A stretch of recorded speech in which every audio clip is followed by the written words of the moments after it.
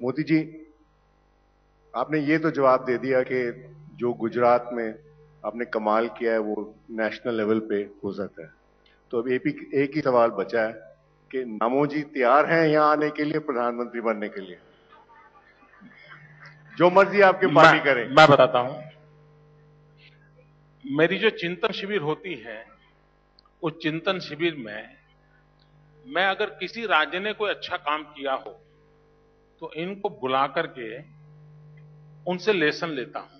जैसे एक बार मैंने केरल में कम्युनिस्ट गवर्नमेंट थी, ठीक है, वहां एक अफसर ने एक अच्छा कुडुम्बश्री करके प्रोग्राम शुरू किया था और मैंने उसके विषय में पढ़ा तो मैंने उनको बुलाया और उनसे हमने 2 घंटे तक एक स्टूडेंट की तरह बैठ करके पूरा प्रोजेक्ट समझा, सुना और उसको हमने हमारे तरीके से गुजरात में लागू किया। तो मैं समझता हूं अगर गुजरात मॉडल अच्छा लगता है तो जो भी बैठे हैं थोड़ा गुजरात से थोड़ा सीखना शुरू कर दे, अपने आप यहां लागू हो जाएगा। मेरी आने की जरूरत नहीं है। आपने पूरा जवाब नहीं दिया। मैंने बोला आप इस देश की प्रधानमंत्री बनना चाहते हो कि नहीं? सीधी बात, जो जो मर्जी आपकी पार्टी बोले। मैं बता मेरे जीवन का मेरे जीवन का एक मंत्र है जो जिसको मैंने पूरी तरह अपने जीवन में पालन किया है और मैं जब नौजवानों से मिलता हूं तो मैं आग्रह से उनको ये मंत्र के संबंध में कहता हूं, भैया इसको ध्यान में रखो।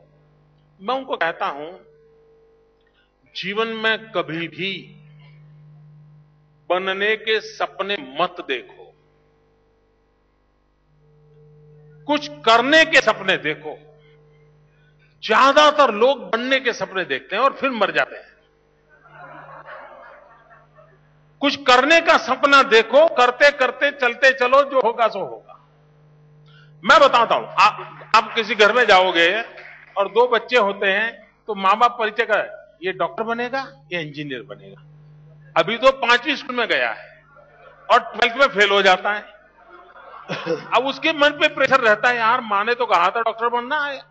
अच्छा, फिर वो टीचर बन गया। टीचर बनने के बाद उसको आनंद नहीं आता है, वो लगता है यार डॉक्टर बनना था, टीचर बन गया, डॉक्टर बनना था, टीचर। यानी टीचर की लाइफ को भी एंजॉय नहीं कर पा रहा है वो, क्योंकि सोच में गड़बड़ थी। और इसलिए मैंने अपने जीवन में मान करके चला हूं, कभी कुछ बनने का सपना मत देखो, कुछ करने का जरूर सपने होने चाहिए और उस करते रहना चाहिए। मित्रों, मैं मुख्यमंत्री बना उस पल तक मैंने कभी सोचा नहीं था कि मैं मुख्यमंत्री बनूंगा। और मैं ये भी बता दूं, ये दुनिया में एस्ट्रोलॉजर इतने घूमते हैं जी, मुझे कोई मिला नहीं अभी तक। किसी एस्ट्रोलॉजर ने मुझे मुख्यमंत्री बनने का नहीं कहा, किसी ने नहीं। और इसलिए भाई, मेरा मत है, मुझे जब जो चाह मिले बड़ी लगन से करता रहता हूं। अभी गुजरात की जनता ने मुझे काम दिया है, बहुत जी जान से लगाऊं, मतलब पागल की तरह लगाऊं मैं।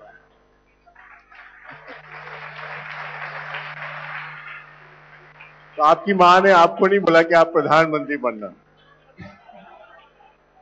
मैंने कहा मेरा मंत्र, तो मेरे मंत्र पर ही आज डिबेट है तो मैंने अपना मंत्र बता दिया। आप समझो कि आप नेशनल लेवल पे कोई भी आए, आप आओ या कोई भी आए, कि जो आपके समझ में 3 बड़े जो प्रॉब्लम्स हैं, 3 या 5 जो भी है, कि उसको आप कैसे आइडेंटिफाई करोगे और उसको कैसे अटैक करोगे? कि आप क्या समझते हो नंबर 1 क्या है? देखिए, आप कोई ए ग्रेड का प्रॉब्लम है, कोई बी ग्रेड का प्रॉब्लम है, कोई सी ग्रेड का प्रॉब्लम है, वो किया जा सकता है।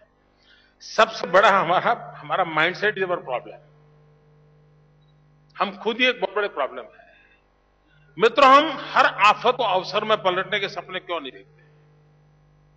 और अगर हम आफत को अवसर में, मैं अपना गुजरात का इंसिडेंट बताता हूं। मेरा इतना बड़ा भयंकर भूकंप हुआ था मित्रों। उस भूकंप के बाद हम लोगों ने जो काम किया है और जिस प्रकार से उसको इंस्टीट्यूशनलाइज किया है और जिस प्रकार से डिजास्टर मैनेजमेंट के लिए पूरे देश के लिए मॉडल के रूप में काम किया है, आपत्ति बड़ी भयंकर थी, लेकिन उस आपत्ति से उसको अवसर में पलट करके हमारे देश में आपत्तियां होगी, सबसे पहले तय करेगा हमें उसको अवसर में पलटना है।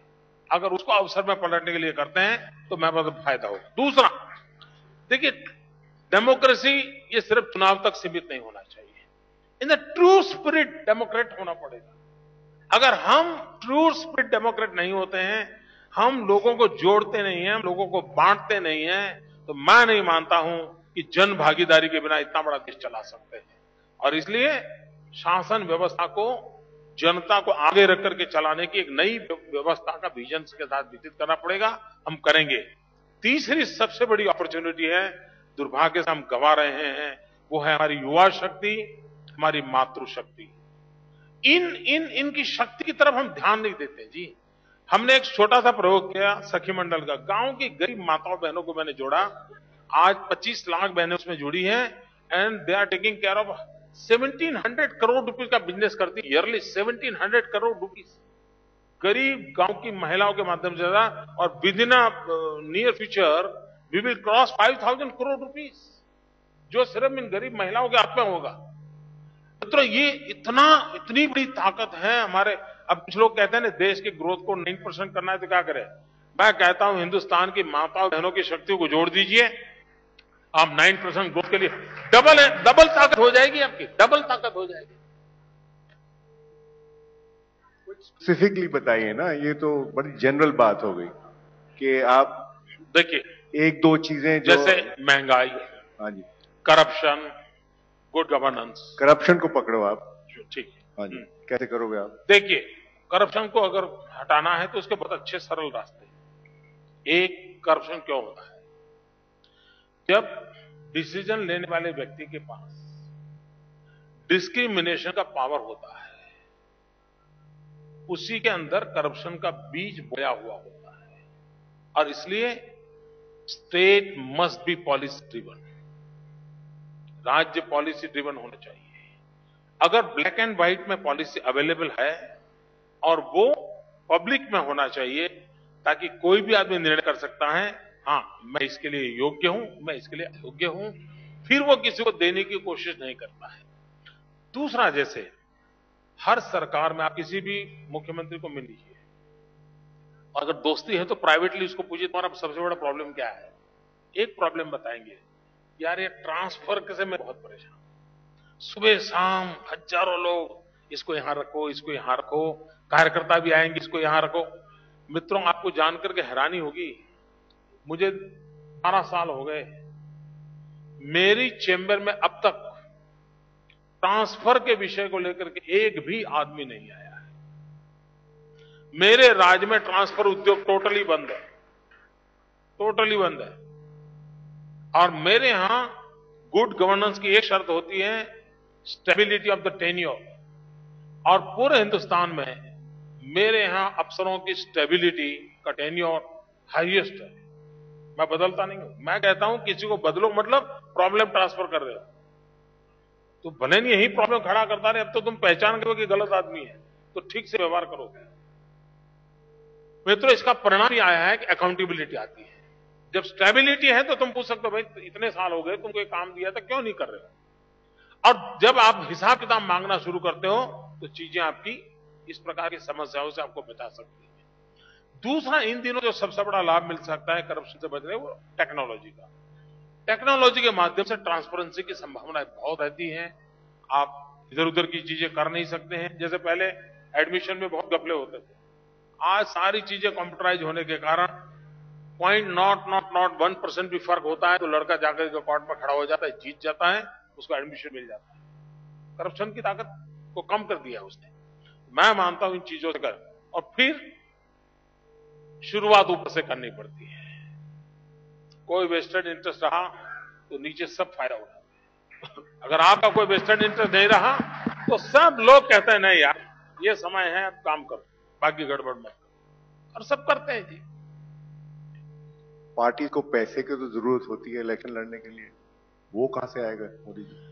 देखिए, आपको दान मांगना हिंदुस्तान में बुरा नहीं माना गया है, दान मांगना बुरा नहीं माना गया, लेकिन आप ये कहो कि इस ब्रिज के अंदर 10% तुम ज्यादा टेंडर भरो, ब्रिज कैसा ही बना दो, मुझे इतना दे देना, मैं समझता हूं वो देश के लिए बहुत बड़ा नुकसान करता है, वो बहुत बड़ा नुकसान करता है। और इसलिए ये गिव एंड टेक वाला जो चला है ना, उसको कैसे भी करके रोकना होगा, वरना पब्लिक में चाहिए ना। अब जैसे मेरे यहाँ पिछले बार चुनाव था, तो हमने बिल्कुल 15 दिन अभियान चलाया गांव गांव जाने का, फंड कलेक्शन का, और सारे अखबारों ने मेरी बेइज्जती की। सबने लिखा कि मोदी फिरौती कर रहा है, मोदी ढिकना कर रहा है, कार्यकर्ताओं को गांव गांव भेजा है, पैसे इकट्ठे कर रहा है, दुनिया भर की गालियां पड़ी। लेकिन मैंने कहा मैं बड़े बड़े लोगों से पैसों के लिए जाने वाला नहीं हूं, छोटे छोटे, उससे मुझे फायदा हुआ, नोट भी मिला, वोट भी मिला, चुनाव भी जीत गया।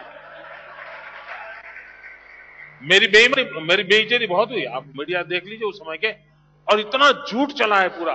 लेकिन सह लिया मैंने, क्या करूं, लेकिन मुझे सही रास्ते पर जाना था, तो सहते हुए भी मैं चला, हमें फायदा हुआ।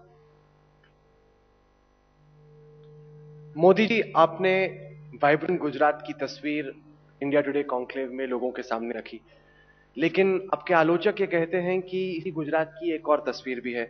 मैं कुछ आंकड़े आपके सामने रखना चाहता हूं। ये आंकड़े हैं नेशनल सैंपल सर्वे ऑर्गेनाइजेशन के, और ये आंकड़े देखते हैं कि गरीबी रेखा के ऊपर आप कितने लोगों को ला पाए हैं। और ये आंकड़े दर्शाते हैं कि 2004 और 2010 के बीच महाराष्ट्र में 13.7, तमिलनाडु में 12.3, कर्नाटक में 9.7, राजस्थान में 9.6 और गुजरात में 8.6% लोग गरीबी रेखा के ऊपर है। सवाल ये जो कई लोग पूछते हैं आपसे, वो ये कि आपके राज्य में अमीर लोग, उद्योगपति तो बहुत तेजी से विकास कर रहे हैं, वो है वाइब्रेंट गुजरात की तस्वीर, लेकिन आंकड़े दिखाते हैं कि जो गरीब लोग हैं उनको आप उसी रफ्तार से गरीबी रेखा के ऊपर नहीं। देखिए, मेरे गुजरात के अंदर कई राज्यों से ट्रेनें आती हैं, कई राज्यों से, और अगर आप सूरत, अहमदाबाद, अंकलेश्वर, गांधीधाम जाने वाली ट्रेनें जो हैं वहां जाके देखोगे, तो हिंदुस्तान के कोने कोने से बहुत बड़ी मात्रा में गरीब लोग रोजी रोटी कमाने के लिए मेरे राज्य में आते हैं। और वो आते हैं तो स्वाभाविक है कि वो सेंसस जब होता है तो उनका भी काउंटिंग होता है। तो मेरे यहां बहुत बड़ी मात्रा में गरीबी हम इंपोर्ट करते हैं, और हम कोशिश करते हैं कि उनको गरीबी से बाहर लाएं। और मैं मानता हूं ये सिलसिला चलता रहेगा। गुजरात जैसे जैसे प्रगति कर रहा है, ये लोग, गरीब लोग वहां रोजी रोटी के लिए आने वाले हैं, और सेटल होने तक वो गरीब रहेंगे, उसके बाद वो बाहर आएंगे। और मैं मानता हूं हम बहुत बड़ी सेवा करेंगे, और मैं इससे शर्मिंदगी महसूस नहीं कर रहा हूं अगर देश के गरीब लोग मेरे राज्य में आते हैं। उसके कारण मेरे राज्य की छवि को थोड़ा सा भी इधर उधर का हल्का सा हाथ लग जाता है तो लग जाता है, लेकिन कम से कम कुछ गरीब का तो भला होता है। क्योंकि जब आपसे पूछा गया मोदी साहब मेल नरिशमेंट के बारे में, कुपोषण के बारे में, तो आपने कुछ इसी तरह का बयान दिया कि गुजरात में महिलाएं, चूंकि वो फैशन कॉन्शियस हैं, इस वजह से वो खाना नहीं खाती, इस वजह से वो मेल नरिश्ड हैं। लेकिन 2011 के आंकड़े दिखाते हैं कि 38.77% लोग गुजरात में मेल नरिश्ड हैं, बच्चे। और ये नेशनल एवरेज के कंपैरिजन में, जिस गुजरात को आप एक डेवलप्ड स्टेट दिखाते हैं, वैसे काफी पुअर परफॉर्मेंस है। तो ये जो ह्यूमन डेवलपमेंट इंडिसेस है कि उस पर गुजरात पिछड़ता क्यों है, अच्छा क्यों नहीं परफॉर्म करता? बहुत ही अच्छा सवाल पूछा। मेरे किसी वाक्य को उछाल करके टीआरपी के लिए चलता रहता है, तो उसमें आपने उपयोग किया था इसका। लेकिन उस दिन मैंने क्या कहा था वो पूरा सुनोगे तो आपको पता चलेगा। मेरे और यहां बैठे हुए किसी के विचार में फर्क नहीं हो सकता। लेकिन दुर्भाग्य है, मीडिया वाले देश को कहीं पर भी खींचने की कोशिश करते हैं, ले जाते हैं, तो उसमें मैं भी उसका शिकार हो गया था। भाइयों बहनों, मैंने ये कहा था कि माल न्यूट्रिशन वो सिर्फ गरीबी के कारण होता है, ऐसा नहीं है। गरीबी एक कारण तो है ही है, लेकिन जो गरीब नहीं है उनके यहां भी माल न्यूट्रिशन का प्रॉब्लम है। क्यों? जो मैंने उस समय कहा था वो कह रहा हूं। क्यों? एक तो एक फास्ट फूड का मामला, पता ही नहीं क्या खाना जो हमारे बॉडी के लिए आवश्यक है और क्या नहीं खाना। ये कैसे हैं, लेकिन वो खाने के तौर पर। दूसरा, आज आप यहां बैठे रही कई माताएं बहनें बैठी हैं, वो अपने घर में बच्ची को दूध पिलाना होता होगा तो दौड़ना पड़ता है पीछे पीछे, अरे दूध पी लो बेटा, दूध पी लो। वो कहते नहीं, मुझे बात दूध नहीं पी। ये हर घर के अंदर झगड़ा है। माँ बाप अपने बच्चों को खिलाना पिलाना चाहते हैं, बच्चे मानते नहीं, और वो इसलिए नहीं मैं बहुत मोटी हो जाऊंगा, मेरा ये हो जाएगा, मेरा वो हो जाएगा। तो मैंने कहा भाई, आवश्यकता है हेल्थ कॉन्शियस होने की, लेकिन अधिक हो रहे हैं ब्यूटी कॉन्शियस। मैंने इसी के कारण कुपोषण होता है कभी कहा नहीं। पहली बार आज जुबान खोल रहा हूं, लेकिन दुर्भाग्य है आपको एक काम आ गया, वाक्य चलाते रहे, और मेरी इस बात से कोई असहमत नहीं होगा कि अच्छे परिवारों में भी दिक्कत है, अच्छे परिवारों में भी दिक्कत है। और हम सच्चाई से कब तक मुंह मोड़ेंगे सर? सच्चाई से कब तक मुंह मोड़ेंगे? जहां तक गुजरात का सवाल है, आपको मित्रों, भारत हमारे प्रधानमंत्री जी ने कब कहा कि माल न्यूट्रिशन के कारण बड़ी शर्मिंदगी महसूस करता हूं, उनकी इस पीड़ा मैं समझ सकता हूं। 2001 की जो सेंसस आई, उस 2001 सेंसस का रिपोर्ट मेरे पास आया 2004 में। ये मैं 21वीं सदी की बात कर रहा हूं। और मैंने फिर मेरे अफसरों से ब्रीफिंग लिया, मैंने कहा भाई बताओ क्या क्या है इसमें। उसमें मेरे ध्यान में आया कि मेरे राज्य में दो समस्याएं उभर करके आई, एक जेंडर की और दूसरी न्यूट्रिशन की।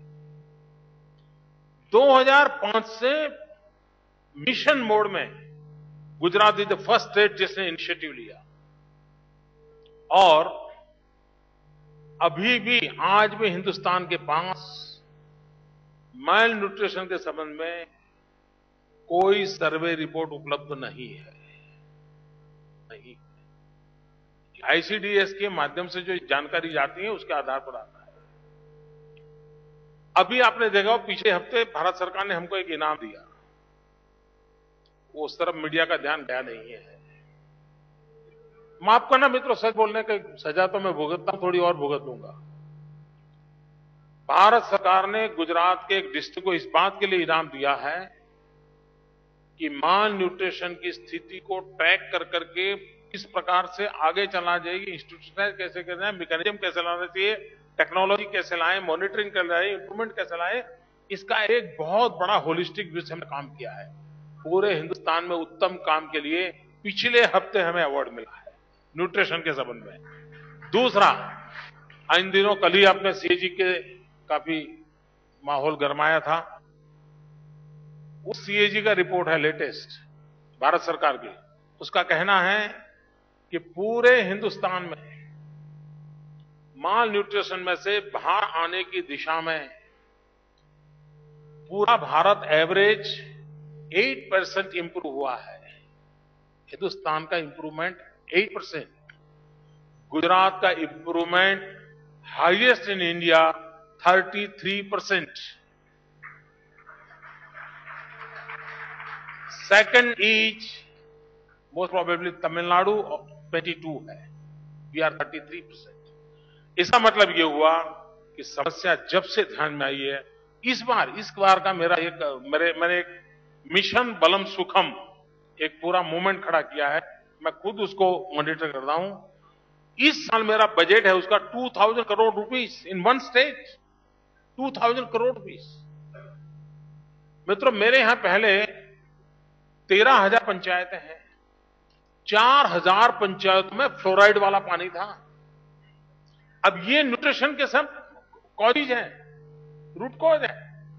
आज मैं नर्मदा का पानी पाइपलाइन से पहुंचाता हूं और उसके कारण मुश्किल से 4,000 में से 50 गांव फ्लोराइड वाले रहे हैं।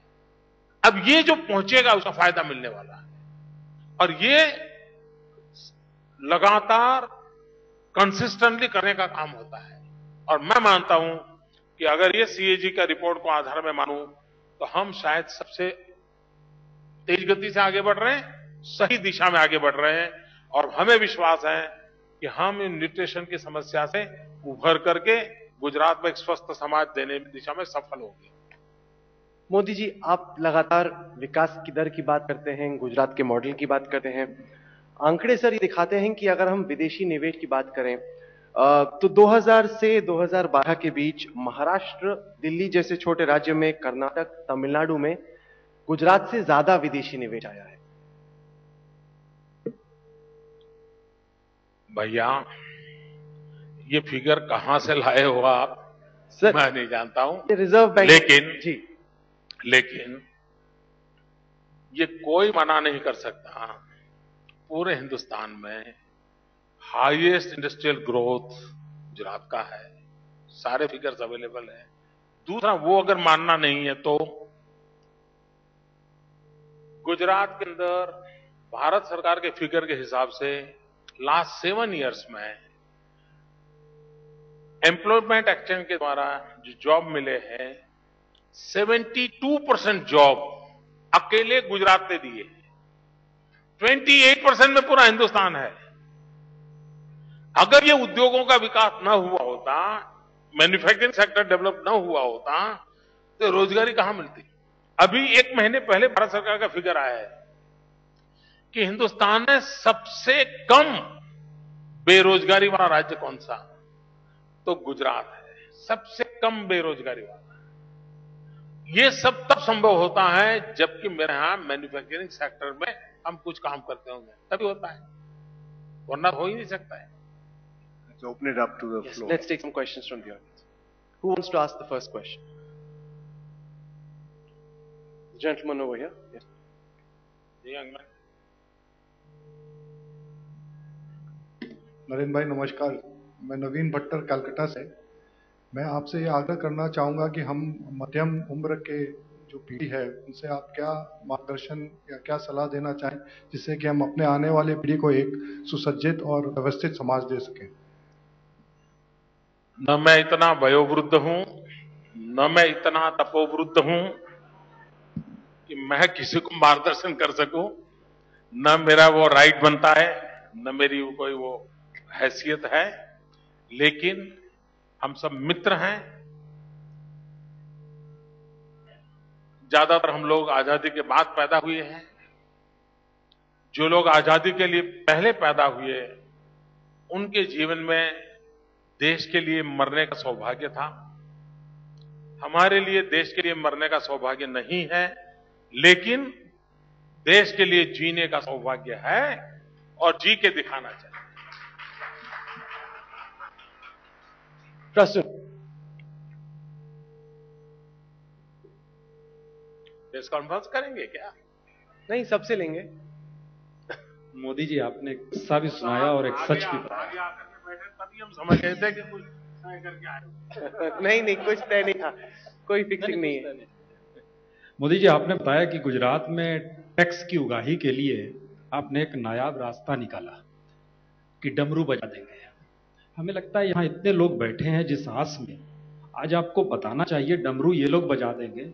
आपको दिल्ली आने से बीजेपी के भीतर कौन रोक रहा है?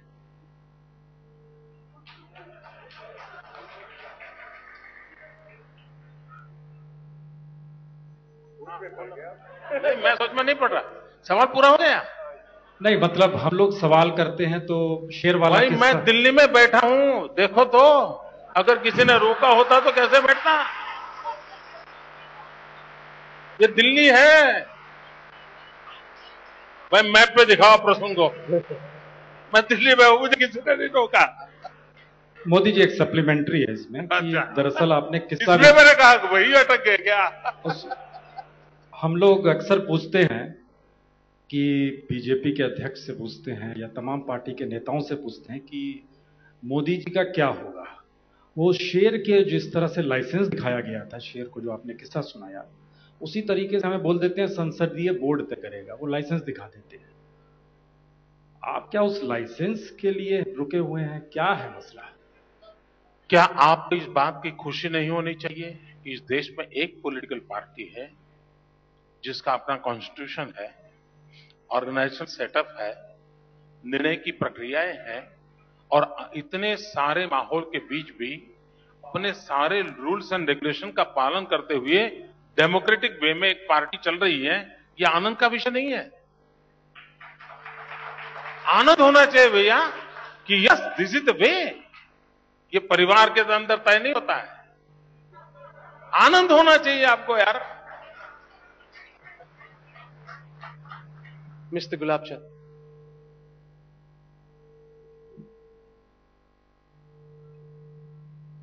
अजीत गुलाब चंद। नरेंद्र भाई, आपने आज एक विकास के बारे में सब कहा, मगर एक एशिया पैसिफिक खंड में दो दो नई पावर्स खड़ी हुई है, एक चीन, एक भारत। अब आर्थिक विकास दोनों में हुआ है और इसमें चाइना अभी बहुत आगे चला गया है। मिलिट्री पावर भी चाइना में इतनी बढ़ गई है कि आज अमेरिका और रूस जैसे लोग उनको एक प्रतिद्वंदी मानते हैं। आपकी क्या राय है कि पूरे देश में, पूरे दुनिया में, ग्लोबली और एशिया पैसिफिक खंड में हिंदुस्तान का जियोपॉलिटिकल स्थान क्या होगा और क्या होना चाहिए? देखिए भाई, military power and economic power का युग करीब करीब समाप्त हो चुका है। नॉलेज इज ए पावर, पूरा युग बदल चुका है। नॉलेज और इंफॉर्मेशन के आधार पर दुनिया का नेतृत्व होने वाला है। और इतिहास कहता है, भारत मानव जब ज्ञान युग में रहा है तब उसका नेतृत्व हिंदुस्तान ने किया है। हम 21वीं सदी ये ज्ञान की सदी है, ये ज्ञान का युग है। और आज भी कल तक जिस देश की कोई छवि नहीं थी, हमारे 20, 22, 24 साल के बच्चों ने कंप्यूटर पर हाथ रख करके पूरी दुनिया में देश की छवि बदल दी। तो जगत इससे प्रभावित होने वाला है। और ये मेरा साफ मानना है कि ये जो शक्ति है, उस शक्ति के पुरोधे से हम विश्व के अंदर अपनी हैसियत शक्ति बना सकते हैं। लेकिन इसका मतलब ये नहीं है कि भाई ज्ञान है, बुद्धि है, लेकिन हाथ पैर चलते नहीं, ऐसा नहीं चल सकता। दमखम भी तो होना चाहिए। और आज के समय में कुछ मात्रा में दमखम की आवश्यकता भी दिखती है। पिछले दिनों जो घटनाएं घटी है, उससे तो ज्यादा लगता है कि भाई कुछ कम से कम आंख तो दिखाओ। मोदी जी, आप अक्सर सरकार की पाकिस्तान नीति की आलोचना करते हैं। आप ये बताइए कि पाकिस्तान, एक मिनट, ये आधा वाक्य कहां से लाए? हाँ जी, ये शुरू का आधा वाक्य कहां से लाया? नहीं, हम ये कह रहे हैं कि जैसे फर्ज कीजिए, नहीं, आपने कहा कि आप अक्सर पाकिस्तान की आलोचना करते हैं। नहीं, पाकिस्तान की नहीं, मैं बोल रहा हूं कि भारत सरकार की पाकिस्तान को लेके जो नीति है उसकी अक्सर बीजेपी आलोचना करती है। हम आपसे जानना चाहेंगे कि कश्मीर का मसला है, पाकिस्तान से जो बायलैटरल रिलेशंस है, आपके हिसाब से एक आइडियल नीति क्या होनी चाहिए? सरकार को पाकिस्तान से जो खतरे हैं, दोस्ती भी है, वाजपेयी जी भी गए थे लाहौर, करगिल भी हुआ, आपके हिसाब से कैसे टैकल करना चाहिए? भारत के लिए अपने सभी, न सिर्फ पाकिस्तान, सभी पड़ोसी देशों से उत्तम से उत्तम, अच्छे से अच्छे रिश्ते होने चाहिए। इसमें कोई दुविधा नहीं होनी चाहिए, लेकिन हमारे हितों की रक्षा करते हुए। और जिसमें हमारे हितों की रक्षा होती है उसमें हमने आगे बढ़ना चाहिए। अब किसी जमाने में 1962 के बाद चाइना के साथ हमारा कितना तनाव रहा, हम चाइना को कैसे देखते थे, धीरे धीरे करके जनता के बीच में चाइना के साथ संबंध बनता गया। और आज वो कटुता का माहौल नहीं है, हम सब अनुभव करते हैं, सहज रूप से बनता जा रहा है। डिप्लोमेटिक होगा, गवर्नमेंट होगा, इश्यूज होंगे, उसको अपने तरीके से हैंडल किया जाएगा। पाकिस्तान में भी, जैसे मेरे गुजरात में मेरा कराची से बहुत सीधा नाता रहता है और बड़ा सहज नाता रहता है। हम लोगों को कोई खास कठिनाई कभी महसूस नहीं होती है जनता के लेवल पे। ये प्रेशर जितना बढ़ेगा, पाकिस्तान भी हरकतें करना बंद करेगा, जरूर बंद करेगा। General VP Malik.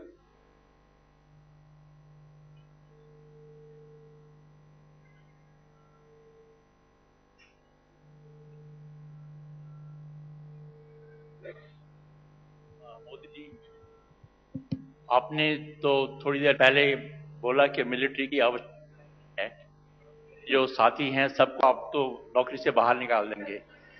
लेकिन आप भी जानते हैं, मैं भी जानता हूं कि जब तक नेशनल सिक्योरिटी की प्रॉब्लम होती है तब तक हमको मिलिट्री को रखना पड़ता है।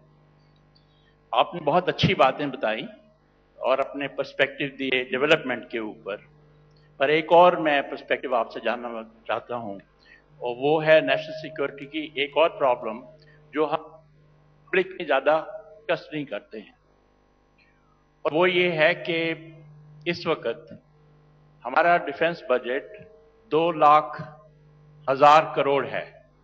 मुझे मालूम नहीं कितने जीरो पड़ते हैं, लेकिन बहुत ज़्यादा है। और उसका ज़्यादा हिस्सा जो है हम बाहर भेजते हैं, क्योंकि हमको अपने हथियार बाहर से इंपोर्ट करने पड़ते हैं। उससे करप्शन भी होती है।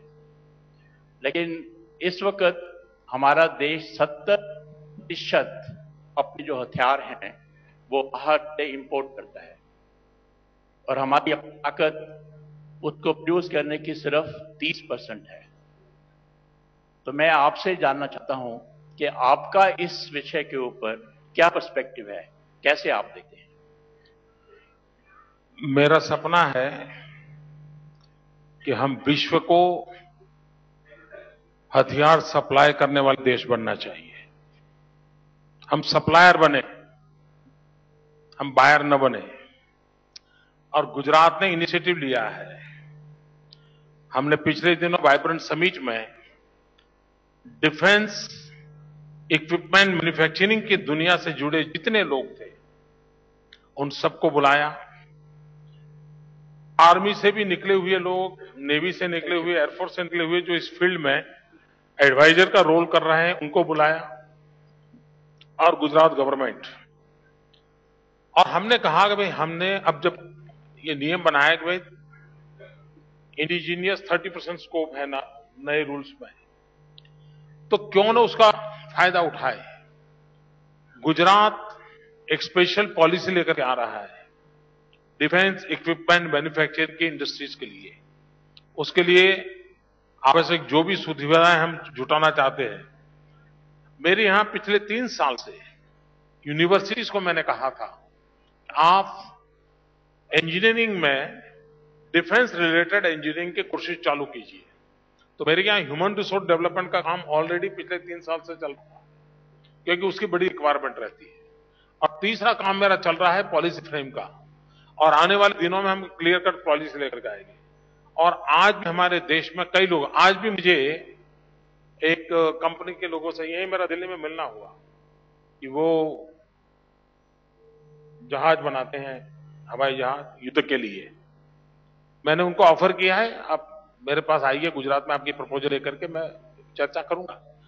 तो गुजरात उस दिशा में अपनी तैयारी कर रहा है, लेकिन और भी लोग कर सकते हैं। लेकिन मैं मलिक जी के इस बात से बहुत सहमत हूं कि भारत न सिर्फ शस्त्रास्त्रों के संबंध में सेल्फ सफिशिएंट हो, लेकिन भारत ग्लोबल मार्केट को कैप्चर करने के इरादे से आगे बढ़े। और मैं मानता हूं ये हम कर सकते हैं। इन सब चीजों की दुनिया को जरूरत है और हम कर सकते हैं। मोदी जी, आप बिजनेस के लिए इतने फ्रेंडली हो कि आप लोगों को, बिजनेसमैन को गुजरात में बुलाते हो, पर ये जो आपकी पार्टी का, और आपने भी बोला था, ये एफडीआई मल्टी रिटेल में जो आपने इसका अपोज किया हुआ, ये क्या वजह है?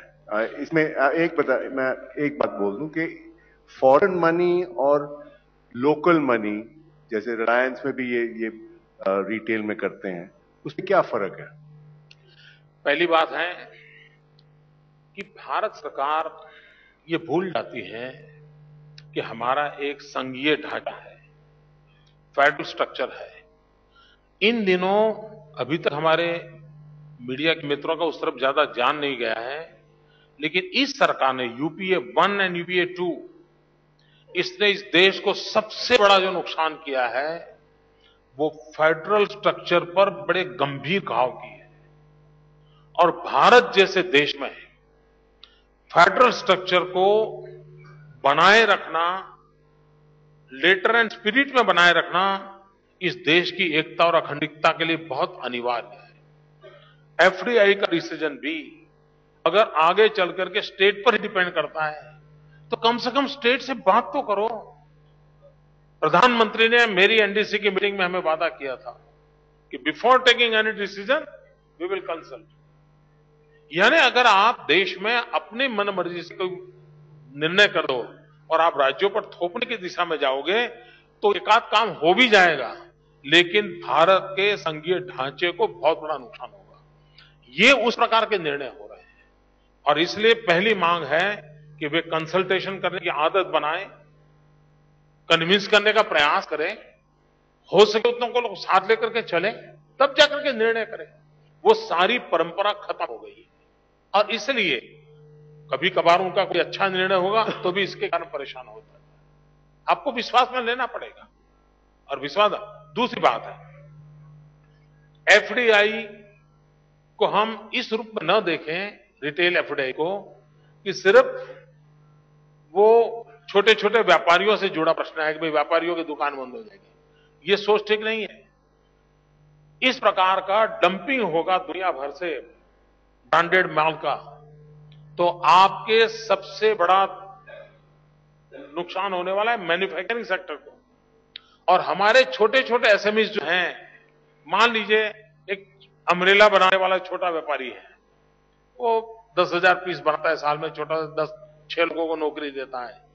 अब कल दुनिया के बाजार से रिटेल का एफडी वाला है, छातों का ढेर लगा देगा, वो 10,000 छाता बनाने वाली इंडस्ट्री बंद हो जाएगी, उसके यहां नौकरी करने वाले 25 लोग बेरोजगार हो जाएंगे।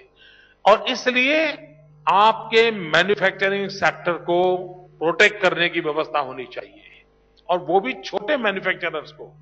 वो अगर आप करते हो, और इसलिए आप पहले खिड़की खोलो, थोड़ा उसको उसके साथ टॉप अप करो, फिर जरूरत पड़े तो आधा दरवाजा खोलो, उसके बाद फिर बड़ा दरवाजा खोलो। एक बार देखो तो सही हिंदुस्तान कैसे कर रहा है। इतने बड़े देश में अचानक ऐसे इतनी बड़ी शख्सियत और शक्तियों को अब थोप दोगे तो स्थिति क्या बनेगी?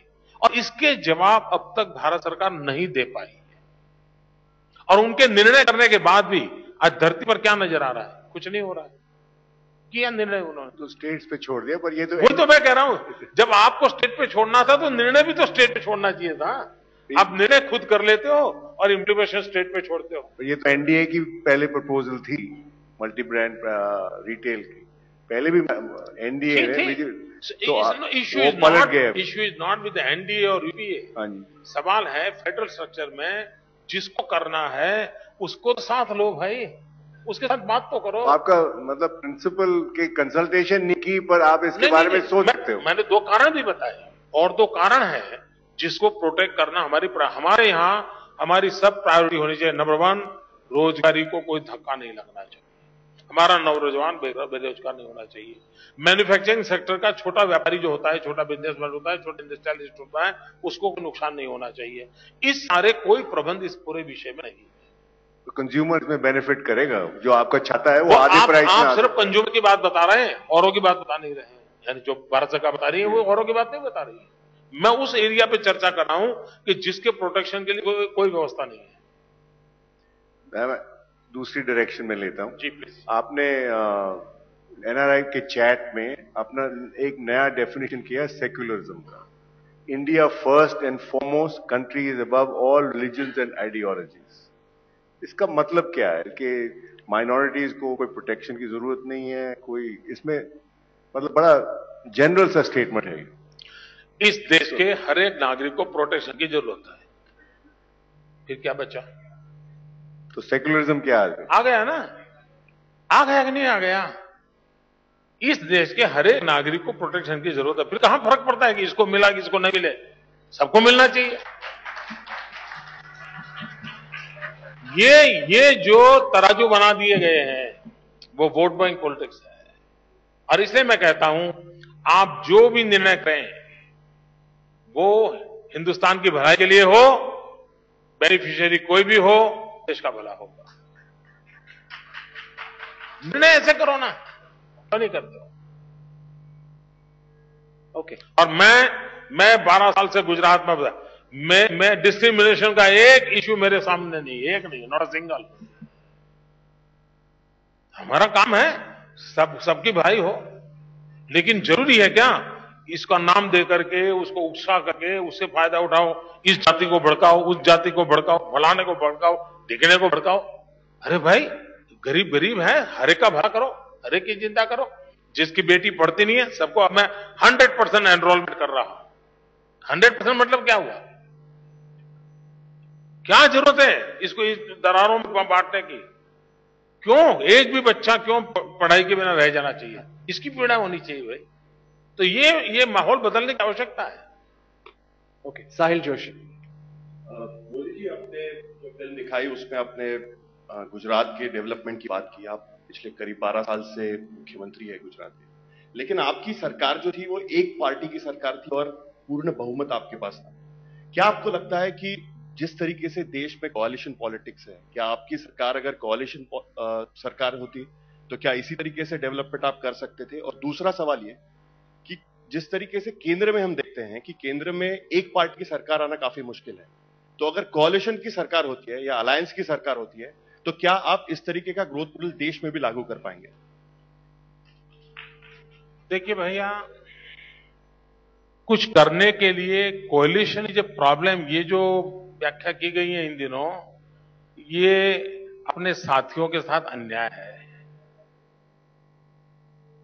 कोई मुझे बताएं कि इस वर्तमान सरकार ने कुछ अच्छा करने का निर्णय किया हो और कोalition पार्टनरों ने परेशानी पैदा की और उसके कारण नहीं हुआ, ऐसा कुछ है क्या?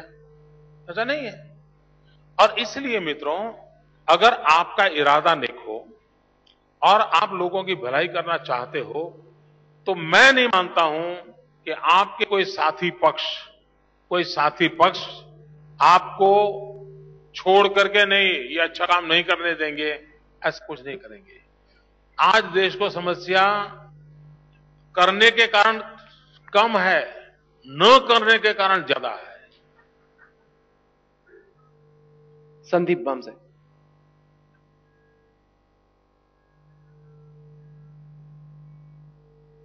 काफी हो गया मुझे लगता है। विनिवेश के मामले में आपकी क्या सोच है? यहाँ अरुण शौरी साहब बैठे हैं, एनडीए की सरकार में विनिवेश हुआ, बहुत सारी कंपनियां हैं पब्लिक सेक्टर में जो सिक हैं, जो लॉस मेकिंग हैं, उनके बारे में आपकी क्या सोच है? क्या उन्हें बेच देना चाहिए? क्या उन्हें स्ट्रेटेजिक सेल के द्वारा बेच देना चाहिए ताकि वो प्रॉफिटेबल बने और प्राइवेट सेक्टर उसमें निवेश करके उसको ठीक करे? अच्छा सवाल आपने पूछा है।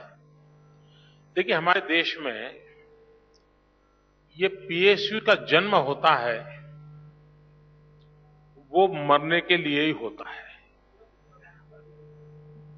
ये आप भूले नहीं। किसी का बाल मृत्यु हो जाता है, किसी का युवा होने के बाद मृत्यु हो जाता है। कोई एक परिवार को डुबो करके मरता है तो कोई 50 परिवार को डुबो के मरता है, लेकिन मरना तय है। तो एक तो ये स्थिति है। अब इसके रास्ते खोजे गए, तो क्या रास्ते खोजे गए? या तो बंद कर दो या प्राइवेटाइज कर दो, दो रास्ते खोजे गए। मित्रों, गुजरात ने एक तीसरा मॉडल दिया।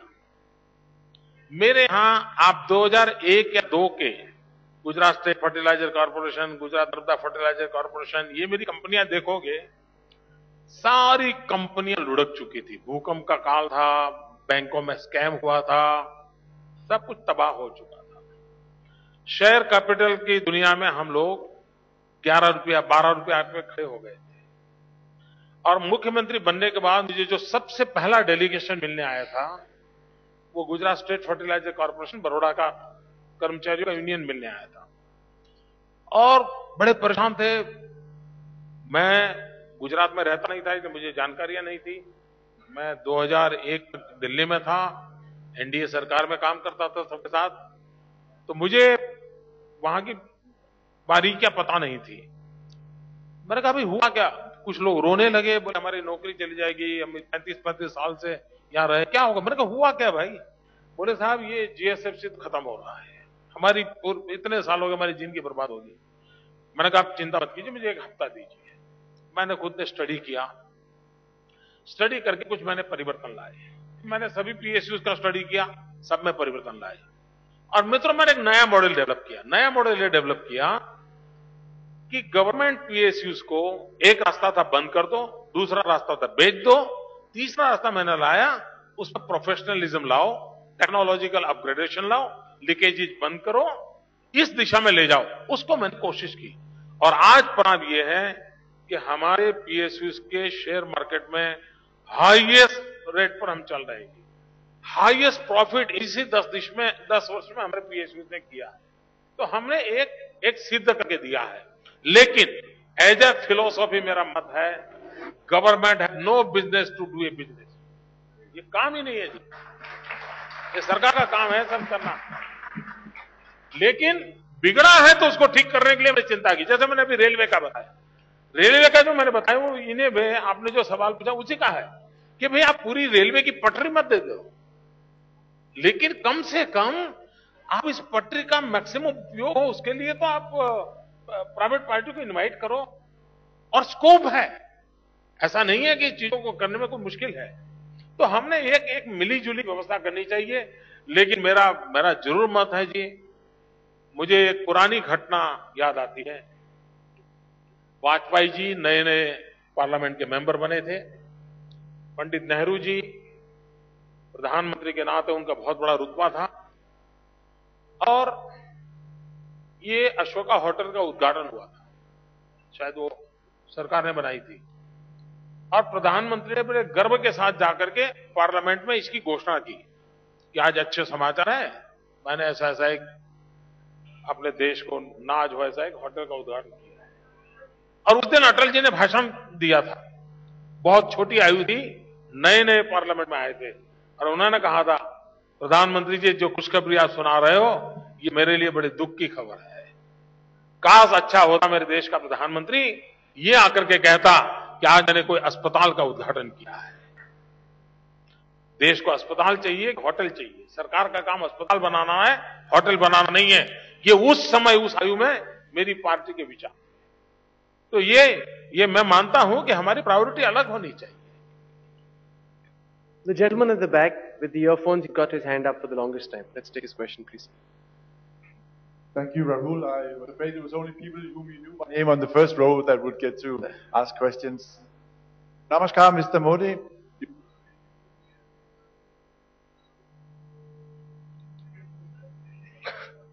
Namaskar, Mr. Modi. We were using the word friends many times, so I will say this. Mara Mitra Kemsho.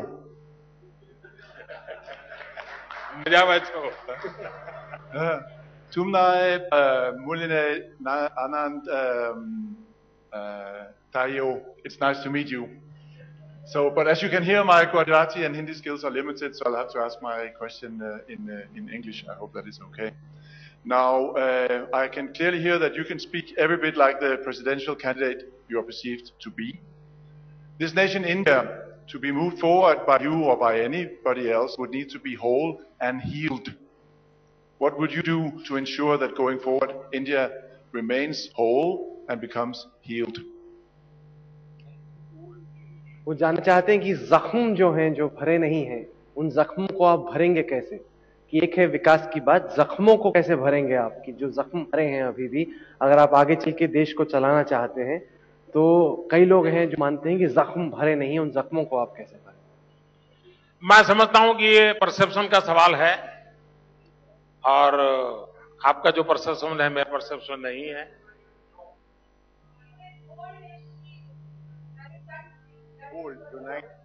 Okay, let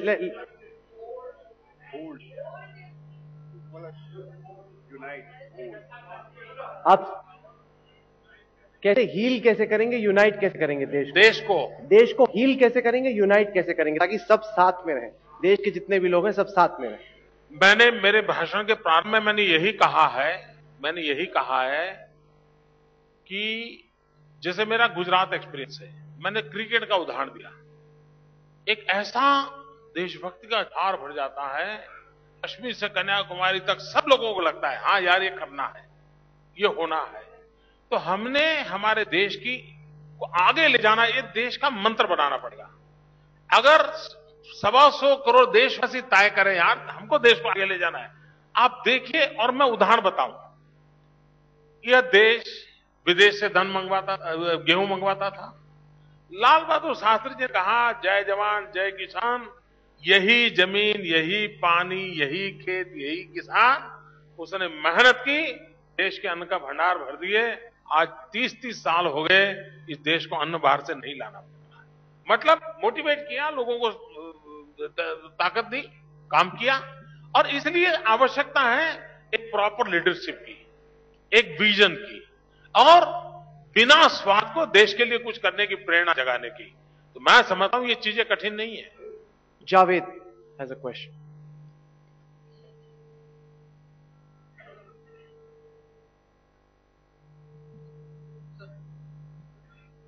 Modi ji, this is not the first time that you'll be asked this question. You've often avoided answering it. so I'll try and rephrase it. You said what happened in 2002 was unfortunate.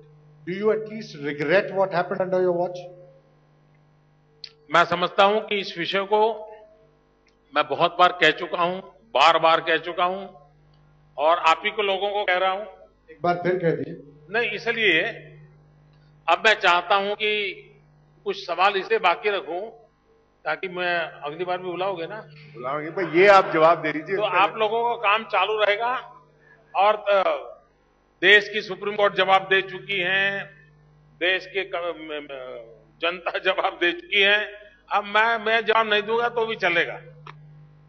इसमें एक बात मैं कह दूं, आप जब ये rights हुए थे 2002 में, आप इसके चीफ मिनिस्टर थे गुजरात के, तो as no court has indicted you, no SIT has done found you guilty in any way, but as the head of that state, do you take the responsibility of what happened? ये सारे विषय में बोल चुका हूं। फिर बोल दीजिए। आप निकालिए ना, सारे पुराने सारे डॉक्यूमेंट निकालिए, आपको सब मिल जाएगा। मैं यही कहता हूं ना, आपको सब मिल जाएगा, सब मिल जाएगा। Everything is available. और इंटरनेट पे जाइए, यहीं मैं बैठा हुआ, आप निकाल सकते हो। मैंने आप कीजिए ना, अच्छा होगा, क्योंकि वही रिकॉर्ड काम आएगा आपको, वही रिकॉर्ड का, क्योंकि जो रिकॉर्ड मैंने सुप्रीम कोर्ट के सामने कहा है, वही रिकॉर्ड को आप उपयोग कीजिए। मैं कभी घबराया नहीं, वरना आता नहीं इंडिया टुडे के कार्यक्रम में भैया। हाँ, और 50 बार आप लोगों के खेल देख चुका हूं, तो भी आता हूं।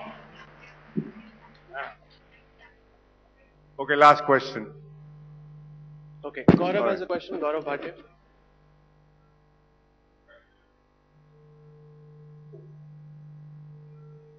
मोदी जी, आपने युवा शक्ति की बात की। How to attract brightest and best to enter into politics. जैसे आईटी की बात की, युवाओं ने आईटी में दिखाया, आपने बताया जैसे। तो इंटरनल ट्रांसफॉर्मेशन, कंट्री के ट्रांसफॉर्मेशन के लिए आपने महिलाओं का एग्जाम्पल दिया, वैसे युवाओं के लिए क्या है? और ट्रेडिशनल इलेक्टोरल पॉलिटिक्स में जैसे money politics, muscle politics, party politics, इसमें यूथ पावर को कंट्रीब्यूट करने के लिए आप क्या कर रहे हो और क्या सलाह है हमारे जैसे यूथ के लिए? ये कहना कि आज जो पॉलिटिक्स में है सब बुद्धू है, ये उचित नहीं होगा। आज भी राजनीति में बुद्धिमान, क्षमतावान लोग हैं, और मेरा ये मत है कि हमने कोई ऐसी व्यवस्था खोजनी होगी ताकि बहुत बड़ी मात्रा में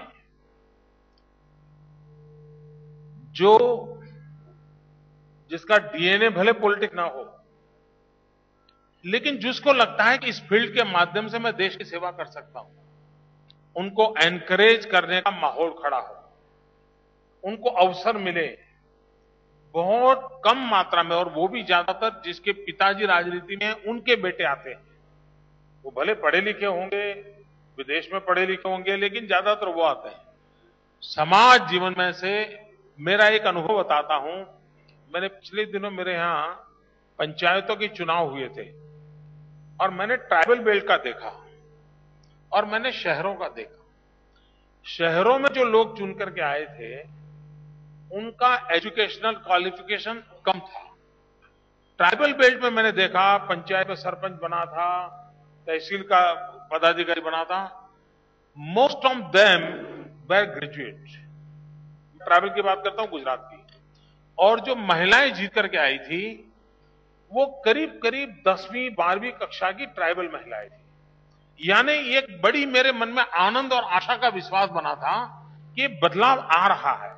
तो ग्रास रूट लेवल पर मैं देख रहा हूं कि काफी अच्छे पढ़े लिखे नौजवान राजनीति में बहुत बड़ी मात्रा में आ रहे हैं। ये मेरा एक्सपीरियंस है। मोदी जी, हाल ही में आपको वॉटन यूनिवर्सिटी ने इनवाइट किया था स्पीच देने के लिए वीडियो कॉन्फ्रेंसिंग के जरिए, लेकिन फिर एक बहुत जबरदस्त ऑनलाइन कैंपेन स्टार्ट हो गया कि नहीं, मोदी जी को नहीं आने देना, उनको हम नहीं बोलने देंगे। सवाल ये उठता है कि क्या आपको ये चिंता है, जैसे आप अगले कुछ महीने में आगे बढ़ते हैं, कि नरेंद्र मोदी अभी भी कई लोगों के लिए एक डिविसिव फिगर है, एक यूनिफाइंग फिगर नहीं है। जितने लोग आपको पसंद करते हैं, आपके लिए तालियां बजाते हैं, उतने ही लोग आपसे खौफजदा भी रहते हैं, आपसे डरते भी हैं। उनको चिंता होती है अगर मोदी आ गया दिल्ली, न जाने क्या होगा। अभी भी आपको एक यूनिफाइंग फिगर के तौर पे नहीं देखा जाता। ऐसा आप क्यों आपके हिसाब से ऐसा क्यों होता है? इसका एनालिसिस मैं तो नहीं कर सकता हूं, कोई और ही कर सकते हैं, मैं अपना एनालिसिस तो नहीं कर सकता हूं। क्या आप उसको लेकिन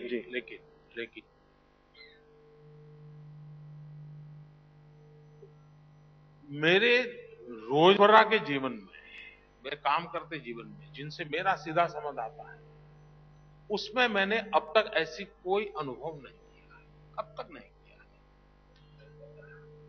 और फिर भी मुझ में कुछ कमी हो तो मेरे ध्यान में आएगा तो खुद सुधार करूंगा, कोई ध्यान में लाएगा तो भी सुधार करूंगा, क्योंकि अल्टीमेटली मुझे समाज का काम करना है, लोगों का काम करना है, मुझे लोगों को साथ लेके चलना। अभी तो मेरे ध्यान में कुछ आया नहीं है और न ही मुझे ऐसा अनुभव आ रहा।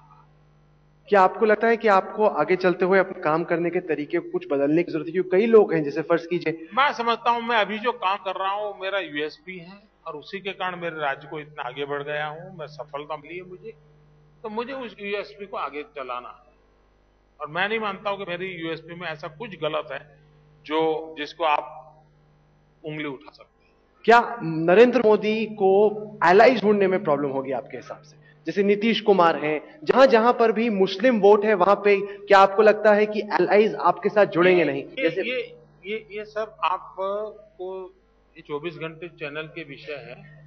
देश इनके आधार पर नहीं चलता, चैनलें चलती है, देश चलाने के तरीके अलग होते हैं और ये आपके हिसाब के साथ काम नहीं आते। Well, the Gujarat Chief Minister has spoken. Several questions have been asked.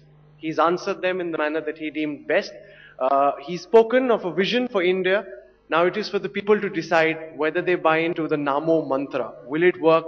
It's for people who are watching this, the India Today conclave. It's for people who are watching at home to decide whether they want to buy into the Namo mantra. He says that's his USP. He intends not to change it. He's bashing on regardless. Mr. Narendra Modi for joining us at the India Today conclave 2013. Thank you very much.